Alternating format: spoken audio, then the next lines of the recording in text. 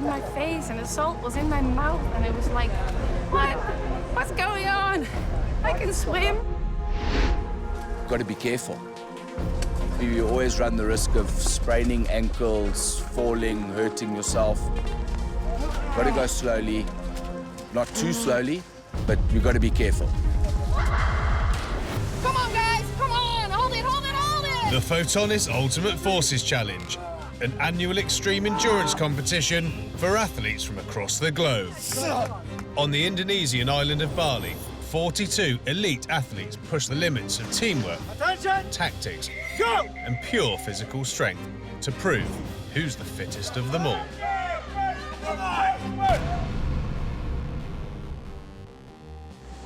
In the first episode, the teams had a nice warm-up with a half-kilometre swim, followed by a 2-kilometre run along Bali's volcanic coastline. Tasted blood in my throat, lactic acid going, exhausted. It was so hard on the beach, running.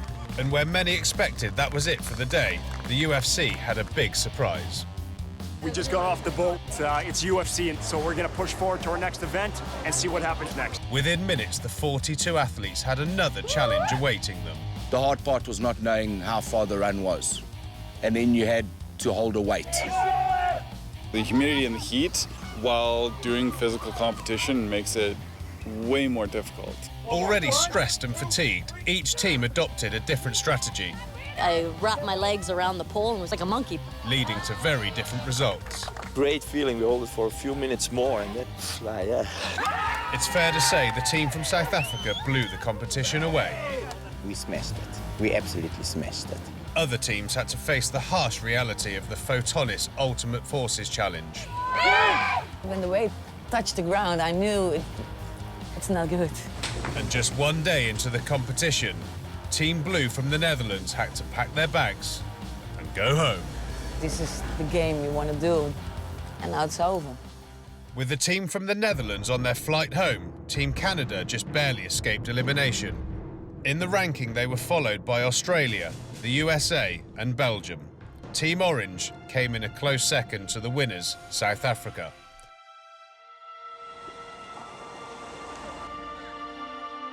Let's take a second to meet our man on the ground, Chris. Here we are, Photonis Ultimate Forces Challenge Day 2. Now, the teams have just arrived here behind me, and there's a little bit of pressure. You can feel it all mounting up, but no one's going to feel the pressure more than South Africa. South Africa, team of athletes. We can't beat them with their strength, but we can beat them with other things. Maybe they have height restraints. They don't like heights, where I think that's where we'll be able to maybe pass South Africa. But when it comes to just doing push-ups and pull-ups, I'm not going to waste my energy just trying to beat them. The South African team, you woke up this morning as #1 in the competition. How does that feel? Good. We like being there. You like being #1? Like it's the comfort zone. Are you more pressure now on you? Yeah. More pressure on you, especially your husband's in your team. Yes. Is that right? Yes. Do you expect more from him than everybody else? No, not so much. We train together. I think he expects a lot from me. Do you hold grudges if any of you mess up? Of course. We can't relax and let the other teams catch us. We've got to keep going. It's a close competition. You can't make a mistake. We'll make sure we stay #1. But with so many elite athletes in the competition, the South Africans will have to work hard to retain their lead. So day 2 arrived, whole new world, want to bump up from 5th place. And we're told it's an underwater event. I'm from Australia, fair enough, we've got beaches, I'm a surf lifesaver, but I don't go under the water. Unfortunately for Victoria, that's precisely where the next challenge will take place, underwater. We get taken down to the beach. We're told we're doing an underwater obstacle exercise. In this challenge, the teams must navigate a number of underwater obstacles. The idea was for the group to swim out to a point, go underwater, do the puzzle, do the ropes, and then swim back into shore. It was a 10-piece puzzle that looked like a rectangle, and then you moved on to 3 nautical different knots. Seems doable, right? But as usual with the UFC, there's always a catch. You had to share a respirator to breathe underwater. 1 tank, 2 regulators between 6 of us. So we each had to, basically 3 people per regulator under the water. The timer stops when at least 3 teammates swim over the finish line, with their puzzles fully intact. The main task today is to divide this challenge equally underwater. Now, that is going to include a lot of cooperation. The question is, in this mental challenge, will they stick together and make it work, or will they mess it up? The teams have just 5 minutes on shore to define a strategy, divide tasks, and figure out how to use the respirator. And your time's up. Thank you. Let go of the rope. And just as the team are about to enter the water, the weather takes a rapid turn for the worse. Started feeling the wind pick up.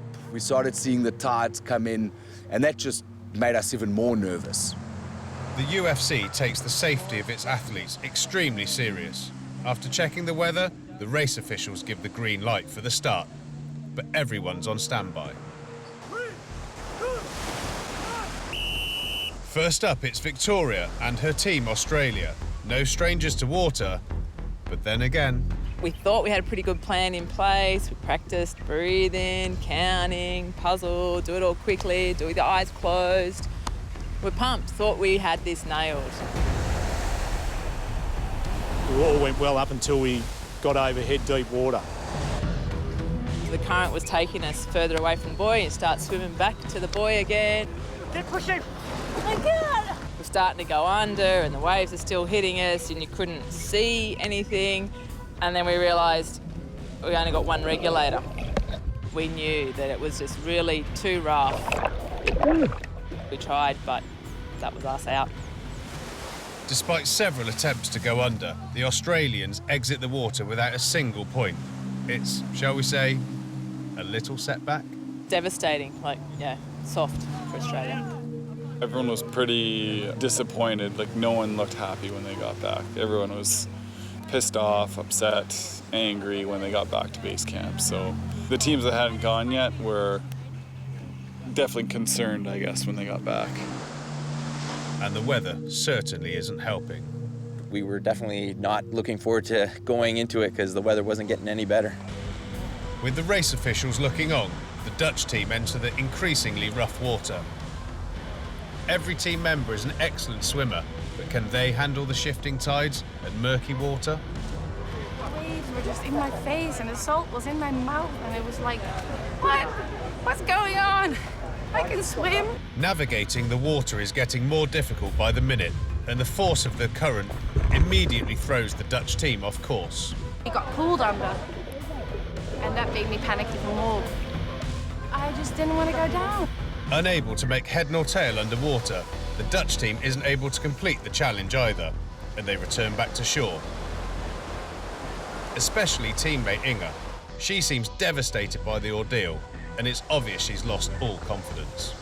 I just couldn't breathe. It was just my breath. Meanwhile, with the weather continuing to worsen, and with safety having the highest priority, race officials intervene. I have to announce you that we have a very bad day today. We want everybody to be safe. For now, we stop. The decision to postpone the challenge is a logical one, but for the Dutch team, the damage is already done. Several of its athletes are badly shaken up. I was like totally scared. I drank the whole sea, I guess. Inge, clearly troubled earlier, has made up her mind. She wants to quit the Photonis Ultimate Forces Challenge, which poses a huge dilemma for the rest of the team. They cannot continue without her. After a short meeting, their conclusion is a dramatic one. They stand together and withdraw from the competition as a team.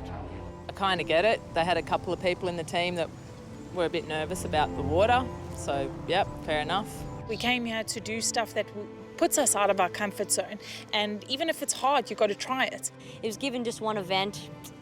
They could have sucked it up and stayed in. It's unfortunate they left. The Orange team from the Netherlands have decided to quit the competition.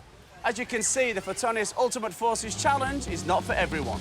While the underwater challenge has been cancelled, it doesn't mean the competition is over for the day. Far from it. The organisers quickly prepare the day's second leg, which will require a dose of superhuman endurance. This next challenge is going to be heavy, and I mean very heavy. But if you think this is all about muscles, think again. You've got to use your brain as well.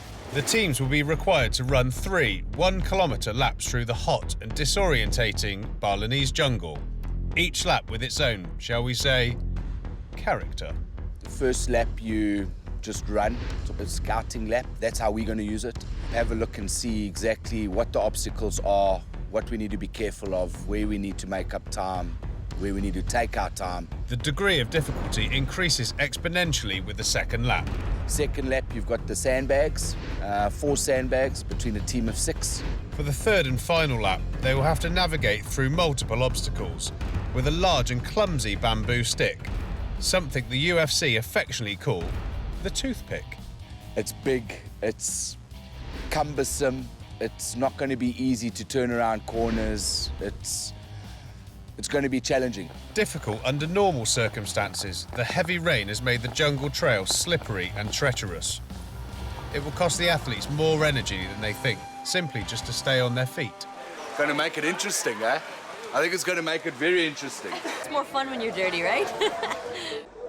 After a hectic morning, the UFC's current leaders, Team South Africa, show up at the trail with their game faces on. Will their determination help them retain the top spot of our leaderboard? We don't know what to expect. It's been raining, it's wet, it's muddy, it's slippery, but it's running. We're strong runners, we're all good runners, so hopefully we do well again. But that's also a case of how the team handles the poor conditions on the track and the bad weather conditions. We were just throwing the elements, coming around a really slippery course. There was so much humidity. It was incredibly hot. And we were dripping with sweat. It was just so hot, so hot.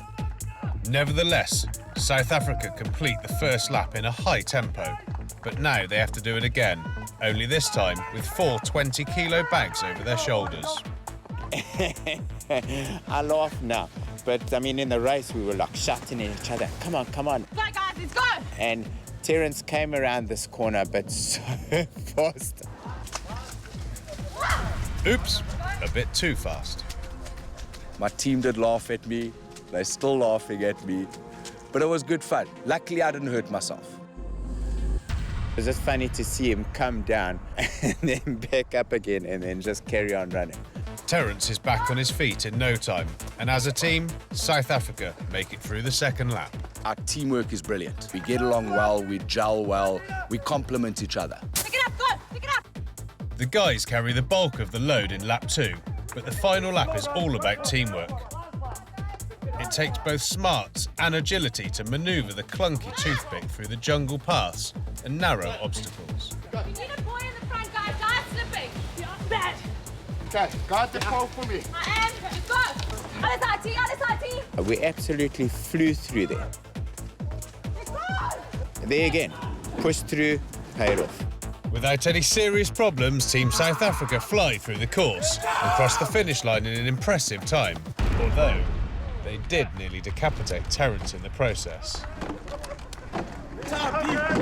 As expected, the South Africans have set the bar high, but there are 4 teams left to go. Well played, boys. 3, 2, 1.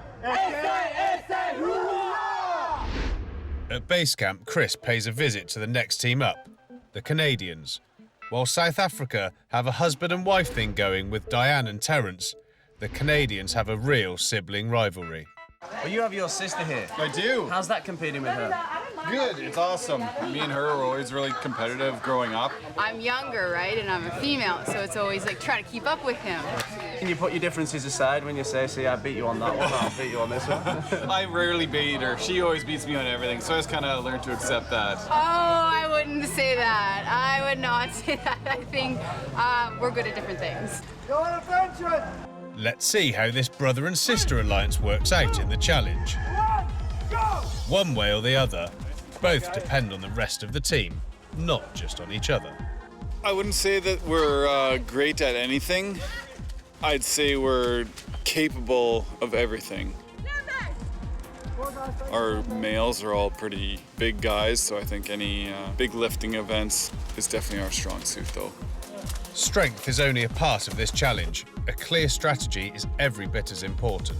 We thought we did well, but when you look back, there's always things that, you know, we would have done differently, like, because there's only 4 sandbags, so maybe have the 2 people that weren't carrying the sandbags sprint ahead, and then they could have maybe started the toothpick a little bit earlier. But instead, Canada decide to stay together as a group.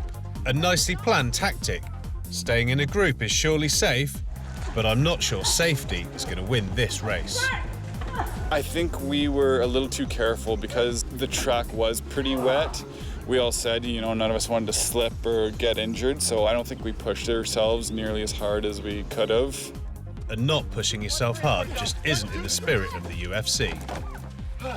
At the end of the event, we weren't dying. We realized, oh yeah, we definitely could have gone harder on that event. By staying safe and holding back, Team Canada loses a lot of time. The only thing to do now is sit back and wait for the next team, the Australians. You know, we're probably the old group in the teams. All bar one of us are over 40. There's some pretty talented athletes we're up against. I love the challenge of pushing yourself physically and mentally. It was a cool course, lots of trees, so you could swing around the corners, lots of people slipping over. But we made it around the first lap, pretty cool. And then we had to pick up sandbags, so, you know, there's 4 of those. A steady pace and solid teamwork. So far, so good. It was very heavy. It was a heavy sandbag. The bulky sandbags are taking their toll, and it isn't getting any easier. Third time we knew that we had this toothpick with this pole with sticks all over it. So the 2 girls running without sandbags got it all ready. We shaped it a little bit, made it a little bit easier for ourselves, and off we went. Strategy there was to only have 2 people on it. It wasn't really heavy, it was just awkward. Adam and I always planned to carry the pole. We didn't want everybody hanging off the pole because too many hands make complication. A tactic that seems to be working well. We ran around, we twisted as we went through it.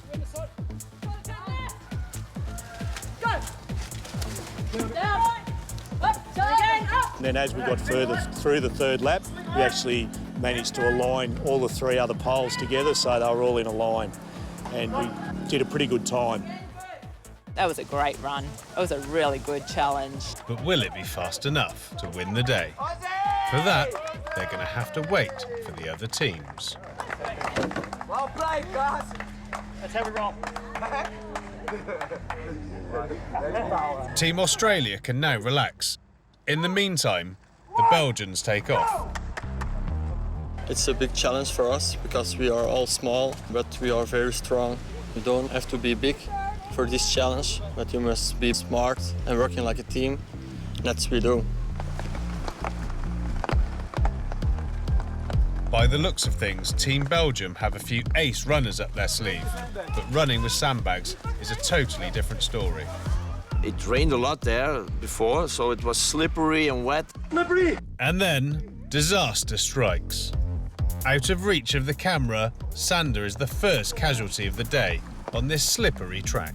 It was in the 2nd round when we were running with the sandbags. He slipped over a rock and then he hurt his ankle. I ripped my ankle. Sander can barely run, but he shows no sign of stopping. Giving up just isn't in his character, and certainly not in the UFC rulebook. Keep on running. The show must go on. Sander is fighting his own battle, and he decides to run in front of his teammates. This way, he can't help, but he also won't be a handicap for his team. He said, I'm gonna go for it. It's my man. Suddenly, halfway through the last lap, the Belgians make a monumental mistake. So focused on charging forward, they skip an important obstacle. This blunder cost them a 30-second penalty. They pass through the next obstacle perfectly, and then it's on to the finish line. Good guys. Their most pressing concern is Sander's ankle. The UFC medical team take a look at the injury, while the rest of Team Belgium make its way to base camp. happy to be done for the day. And they say Papa to me. I say, yeah, I can be your dad, but I will beat you tomorrow. How was it? Heavy. Good man. Oh, no, it was nothing. I did it on my flip-flops only. The Americans are the last team up. It's a motley crew of top-notch athletes determined to move up the overall rankings. Go! Even though the rain has subsided, the weather is far from ideal. Well, when it rains, the humidity picks up, and that's hard for us because we're not used to that back home. The heat's nice, we like it, but it's hard to exercise and to push yourself and to keep that momentum up the whole time in the heat. But for now, the team seem in total control. In the American team, the women are setting the pace. Instead of waiting for the men to catch up, Kim and Stephanie pick up the sandbags and show the boys how it's done. The first and the second round were heavy, but we were doing well, I thought. But as soon as we figured out the best way with people all orientating the bamboo sticks in the proper way so we're not hitting trees, I think we did well in that aspect. Keep it straight. To the left. So running an obstacle in a Bali jungle is completely surreal, a culture shock. It's hard to describe. It's so surreal. You have to kind of see it to believe it, but it's fun. You can't beat it. It's awesome. The Americans are handling the heat and humidity much better than expected, but they have other problems to worry about, like going the wrong way. Team USA crossed the finish line. Were they fast enough to finish at the top? And just as importantly, have they crept up those rankings? After another extreme day in Bali, also the unexpected departure of the Dutch team still has everyone a little confused. But before they head back to camp, only one question remains. Who's won today's challenge? Third place, Team USA. I thought that we were definitely getting better as we went through, and if it was a little longer course, we probably could have taken off a few more seconds, but it was just one of those things that we made it through, I think, in a decent time, and let's move on to the next event. Number 2, Team Australia. We were extremely happy with that, and that obviously was a reflection of our tactics in the obstacle race with the bamboo pole, so very, very happy. For the winner, Team South Africa. It's phenomenal to know that we've started off this competition in first place. We finish off day 2 in first place. We're hungry for this now. We want to keep this going. Never doubted us for a second. For the second straight day, Team South Africa win. Behind them are Team Australia and USA. And in the bottom 2 spots, the Canadians and Belgians, hampered by Sanders' ankle, rounding off the top 5. Overall, South Africa remain in the lead. Unfortunately for Team Canada, they failed to move up a spot in the rankings. They're still in last place. As a team after that event, we all knew that, yeah, we definitely could have pushed ourselves harder. Can Team South Africa continue this incredible winning streak? But things will not get any easier in the next challenge. 21. We want to beat Canada. 22. You know, there's always that animosity between the two of us, and it continues with UFC. She missed the top. We should come out top again. But nobody was paying attention.